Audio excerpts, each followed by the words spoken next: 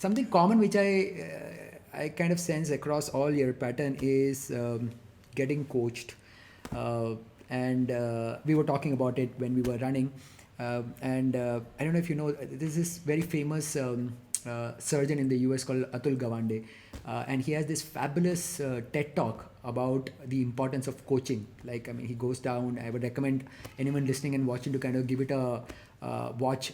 He goes outside that how he got his professor in the operation theater to kind of observe how he does the surgery, so that he can go back and improve it. So essentially, emphasizing on the fact how coaching is important, right? Or how getting a coach is important.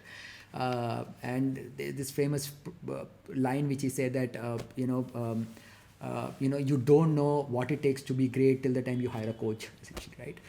So in your process of getting that coach, do you think that that investment or the decision that finding a coach is important? And have you seen any parallels in your work stemming out from that sport? Because you've always hired a coach, right? And in today's world, you have access to everything on internet, right? So you can go and learn on YouTube or anywhere how to pick anything, and you can learn that. So importance of coaching, importance of coach, and how do you make your decision of choosing that coach? Like, what goes in your mind, that what makes me decide this is the guy I should hire as a coach? So a lot of us always live in denial, right? Because we have made this image that we know it all, and being vulnerable will show that, maybe we are faking it or we were not right there. But it's very important in the process of getting better at anything to realize that on certain things you could be better or you could do better, right? So when we talked about sport a lot, sports is still easier because it's okay to go and tell somebody, oh, I have never played golf, I want to play golf, so can you be my coach, right? But what about an area which you have been doing, right? And you suddenly say, I need coaching in this thing, where everybody feels that, oh, you're supposed to be good at it. Why do you need a coach, right? Yeah. You should have cracked this. Yeah, you should know better, right? So when I started my startup, which was the major move from what I had done in the past, right? So one big thing was that take assignments where there are certain things where there is a common thread, and there are certain things you know nothing about, nothing at all, right? Now, I am known as a person who is well versed with fashion, right? But not many people know or realize that I have no fashion background, right? So I am an electronics engineer. I did my MBA. I could have been in mutual funds, or I could have been in telecom, or I could have been in fashion. And these were three options available when I joined the Aditya Birla Group. But as I took up new assignments, so I ensured that I kept one thing continuous, which was that I was building depth in fashion, and therefore I did not leave that industry, because I believed the more I went deeper, I would become more an expert in this area. However, you had to change your line so that you were getting a new flavor. And every time I changed the line, there were many things that I had to learn, and a lot of things I was not sure about, and there were high chances of failure. And that's how I believe I were able to push myself into believing I could do more, right? So let me talk about two of those. One was when I was well entrenched in the fashion industry, having worked in Madura Garment, then in Arvind, then CEO of Calvin Klein. And I said, I know this, right? It's something which, most of the answers I know. How do I push myself to do something which is very different? And online was opening up. And that's when I joined Flipkart. Now, Flipkart was full of very, very bright guys who were looking at every industry, every problem for a very first principles.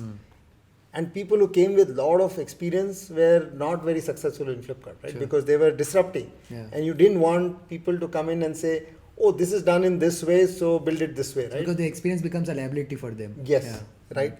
And for me, therefore, the important thing was not to come upfront and tell them all I knew about fashion, but first to understand what these kids were doing, right? And I had this amazing bunch of young people who were like, talking very, very different language, very data oriented, very tech driven, product thinking.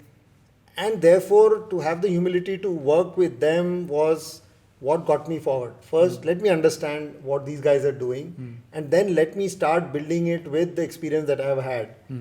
And therefore, those 6 years in Flipkart were amazing because first I had to unlearn a lot of things, I had to learn a lot of things, and then I had to start building the layer of my knowledge of the fashion industry to say, okay, you need to build brands, but how do you build brands for an online kind of environment? You have looked at brands from a premium lens, but here you are looking at a consumer base, Digital which first is approach. digital first, tier 2, tier 3 town, for whom 300, 500 rupee matters a lot. How do you build for them? So therefore, it was a huge learning exercise where some of your colleagues become your coach. Right? Okay. And then when I did my startup, And these are young guys, essentially. young guys just out of college, but they know a lot of things which you don't know, right? So, and then the third time was the when I started my startup. Now I read somewhere where I think Naval said that a lot of people are not able to do 0 to 1. Big corporations or senior executives are not able to do 0 to 1 because they never go to 0, right? They say I am going to 0, but then they start with somewhere in between because they say these things I know.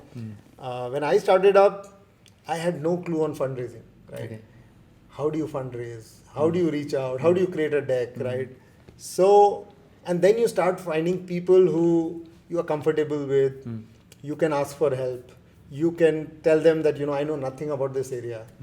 And so therefore, one of my person who stays in our neighborhood and a good friend, so I reached out to him saying, I have no clue about fundraising. I don't know what kind of decks to be made. How do you pitch an idea? Do you just go and talk about everything? Or do you present in a certain way? And then he coached me, right? So we used to take these long walks, talk about the idea, see how it could be productized, whether being 300 million in 3 years was good enough or being 100 million in 3 years was good enough. Were you sounding too practical or too ambitious? Those are a lot of things that you had to really get to. And then I actually went through live presentation sessions with some VCs who were not looking at this sector, just to ensure that I get feedback on how was my presentation coming across, whether it was covering all the things. And while a lot of people might think that Rishi just walked out of Flipkart and there were people waiting to write a check and therefore it was a cakewalk, it's not that. Anybody writing a check, would want to do his due diligence. So that was actual coaching. And then the kind of people we have hired in the team, a lot of youngsters, and while they are learning things from me, I'm learning things from them, and therefore that's how I'm getting coached all the time. So did this, because you started playing squash, tennis, running, and then you did the startup, I don't know, is it because at that time also you were vulnerable to say that, look, I don't know this sport, so I will rather go and find a coach and learn and then get it better, and therefore, that kind of established this truth that, okay, if you need to get better, you need to get coached, right? Or you were always in this mindset back from the young days that, no, this is how it is. If you want to learn something, you want to find a coach. So that success, like you reached us at a point in squash and tennis that you were really good amongst your competition, right? So did that establish this fact that coaching is important, or it was the other way around, that you always believed in coaching? No, I wouldn't say that I've always believed in coaching and I've had mentors, and because in regular when you're doing things and things are moving, you are consciously looking at a lot of data, and therefore to have somebody as a sounding board, etc. Is something that I have not used actively. Okay. But whenever I have looked at having a step change, then I have said that, okay, this is something which I have not done before, right? There's one that I can read up a little bit and believe that I have enough knowledge, or let me go to 0 and then say, okay, if we were to get the best guys to help me do it, sure, how would I do it, yeah, right?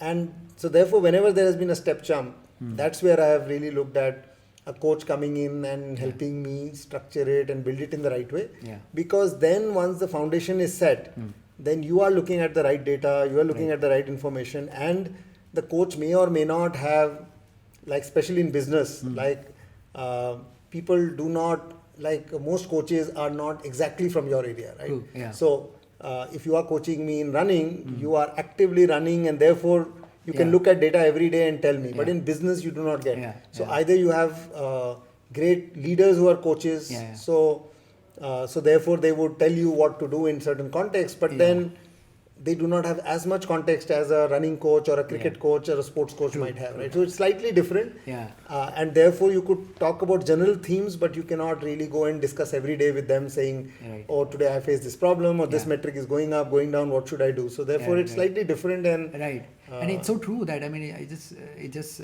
reminds me that till this recent times, the most sought after coach, he's no more. I think he passed away just a couple of years back, in Silicon Valley, who used to be a coach to every executive in Silicon Valley, from the top guys in Google, the CEO to Google to Twitter, to everyone.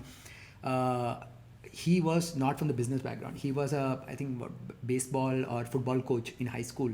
Forgetting his name, Bob or something, and there's a book written name. I'll link in the show notes. And that basically tells the same fact. I mean, you're not coming from that field of business, but you're coaching business executives, right? And that mindset of how that gentleman coached the team in the sport kind of transferred him to like what it takes to kind of create high performing individuals.